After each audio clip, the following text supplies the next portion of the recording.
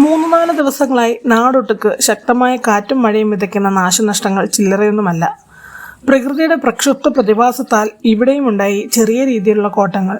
വീടിനകത്തും പുറത്തും ഞങ്ങൾ ഒരേ രീതിയിൽ മഴയെ ആസ്വദിക്കുകയാണ്. നഷ്ടങ്ങളുടെ നീളത്തിനൊപ്പം എത്തുന്നില്ല ആ ആസ്വാദനം എന്ന് മാത്രം. കറിവേപ്പും ഏത്തവാഴയും വെണ്ടച്ചെടിയുമൊക്കെ ഒടിഞ്ഞു വീഴാൻ തുടങ്ങിയപ്പോഴേ കണ്ടതുകൊണ്ട് അവരെ നിലനിർത്താനായി. കറിവേപ്പിൻ കമ്പുകൾ കുറച്ച് ക്രൂരമായി തന്നെ വെട്ടിമാറ്റേണ്ടി വന്നു.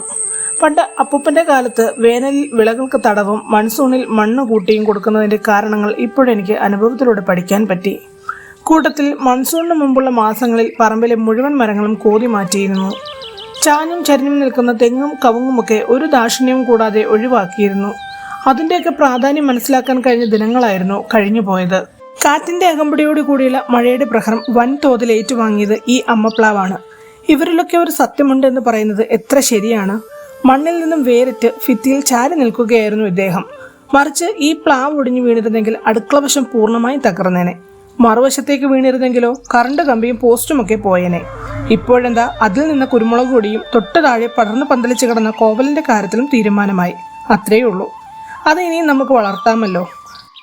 അങ്ങനെ മൊത്തത്തിലൊരു കറക്കമൊക്കെ നടത്തി പറമ്പിലുണ്ടായിരുന്ന കുറച്ച് പച്ചക്കറികളുമായി നേരെ വീട്ടിലേക്ക് കയറി. അടുത്ത മഴ കൂടെ തന്നെ വരുന്നുണ്ട്.